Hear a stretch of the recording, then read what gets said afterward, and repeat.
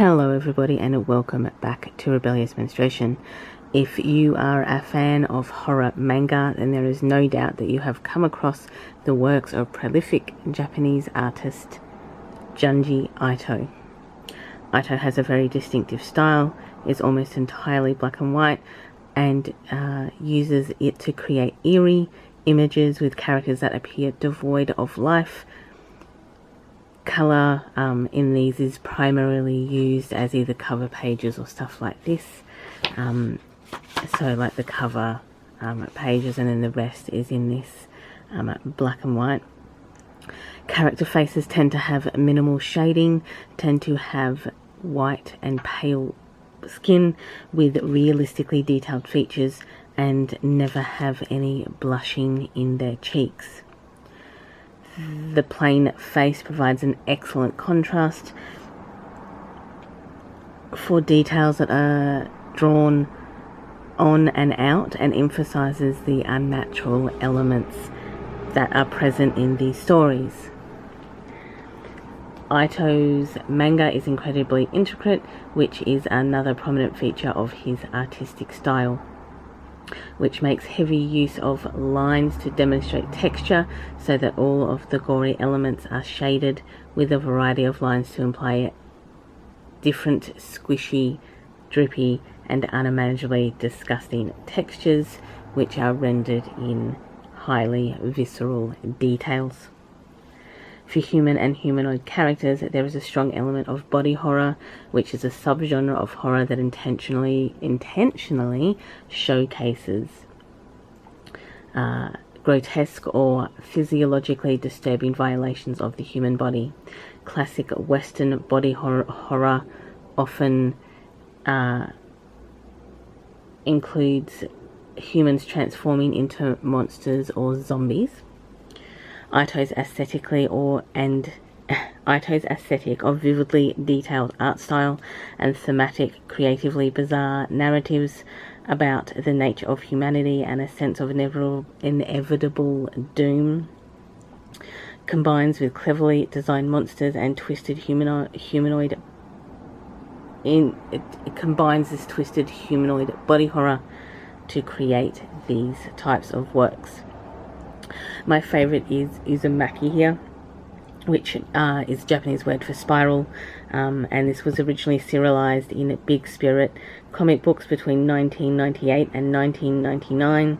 The story concerns a small suburban community facing strange and inexplicable, ever-growing supernatural forces. The spirals are everywhere in nature, but slowly the town's fixation on them manifests more and more spirals. They infect the town like a plague, one that distorts people's minds as well as their bodies. Uzumaki's long-awaited film adaptation is set to be released in October 2022. In a statement from director Hiroshi Nagahama, said that the project, which was announced in 2019, is still in development. So this obviously is about this town which is infected by an obsession with spirals, and follows two main characters, and they are a boyfriend and girlfriend, Sushi, probably Sishi maybe, and yeah, so and Kiri. So those are the two main characters in Uzumaki. It is my one of my favorites in all of these series. It kind of led me to get the other ones. Tomei here, which is probably my least favorite out of all of these, was introduced in 1987 with Tomei, and she appeared in 2 subsequent mangas written by Ito, 9 feature films, and a novel. Tomei is a malevolent, regenerative entity with the unexplained ability to cause anyone, particularly men, to be instantly attracted to her.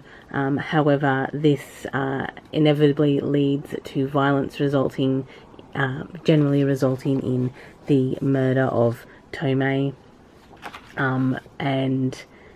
but this obviously leads to her being able to replicate herself. She's also just known as, like, say people see her and are like just perfectly attracted to her, and then they murder her, basically. And this just happens relentlessly throughout the novel, or throughout the manga, however you want to run with it. Rather than being one singular personal entity, it would be better to describe Tomei as a type of creature, seeing how each copy of Tomei can be its own independent individual. So if she's separated, if her bodies are separated, those body parts then can regenerate into their own version of Tomei. So I think in one of the stories there ends up being hundreds of Tomeis in this. Gyo is a monster horror, which was initially a serial in the weekly manga comic Big Spirits from 2001 to 2002. The story revolves around a couple, Tadashi and Kaori, as they fight to survive against a mysterious horde of undead fish with metal legs. This is a shark. Powered by an odor known as the Death Stench. The work includes a pair of bonus stories titled The Sad Tale of the Principal Post and The Enigma of the Aragara Fault, which is a tale of two hikers, Owaki and Yoshida, who meet while hiking, who, following an earthquake in an unnamed prefecture of Japan, discovered on Aragara Mountain, very close to the epicenter of the quake, is a fault. So to these two hikers, go to this mountain where there's this fault, and to see what's going on. This is actually the first short story I read of Ito's, and loved it. And it's actually... Okay, my battery ran out. I thought I'd have enough time to fill in this or finish this video before that happened. Obviously not. However, let's continue. I think I had just been speaking about Gyo and that one which had the extra stories in it, which was The Enigma of Aragara Fault, which is actually the first Ito book that I read, and I loved it. And it's about two hikers, Owaki and Yoshida, who go to a mountain which had a fault, and that's where the story goes. And then I was up to this one, which is Love Sickness. Love Sickness tells the story of Ryusuke. I apologize to all Japanese speakers about my inability to pronounce Japanese words or names. I even studied Japanese for 4 years.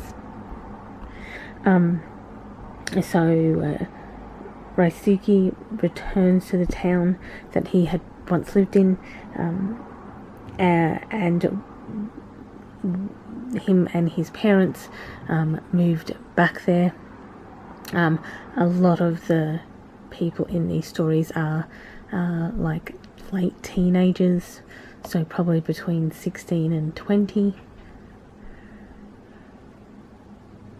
And often parents kind of exist within these stories. So Ryusuke moves back to his hometown with his parents, and essentially rumors are swirling about girls being killed or girls killing themselves after encountering a bewitchingly handsome young man at the crossroads. So part of this small town village's myth or urban legend is that if you meet somebody at the crossroads and ask them a question, they give you an answer like your fate. So you will receive your fate if you ask a person at a crossroads. So these girls are going to the crossroads, meeting this bewitchingly handsome young man who is basically responding to them, which often leads them to suicide. So the response is not necessarily telling them to kill themselves, but the consequences of this fate leads the girls to follow what their believed fate is, and then this leads to their suicide. So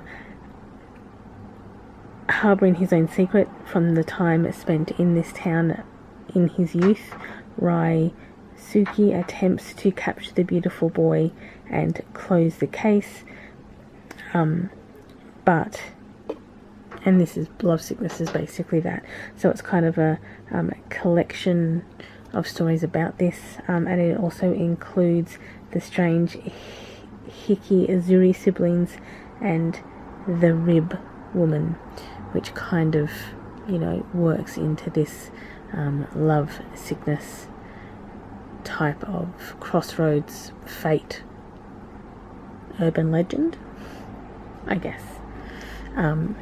It is interesting, but so yeah, some of the artwork, again, this is like some of the body horror that we're talking about, and particularly in here, the Rib woman is very much a body horror type of story. This one's okay. This one's actually much better put together than Tomei is. Gyo is very much a kind of a classic horror story of monsters and, you know, the associated terror within that. So, you know, this one, but again, out of probably all of these, this Uzumaki is my favourite, and probably Tomei is my least. Junji Ito's stories cover a wide range, where he works in horror, but like there's so many more of his books. These are just the 4 I have, and obviously, as you can see, 3 of them are in this style, this release, because this was obviously a release done. And so as I was kind of reading through his works, I was actually kind of, here I'm reasonably, I was actually kind of, oh, I'm going to drop you, kind of lucky to have read the Arigara Fault first, and then this is kind of the next one that I picked up. And so the Arigara Fault is what got me kind of interested in Junji Ito's work, and this one kind of solidified the interest in it. But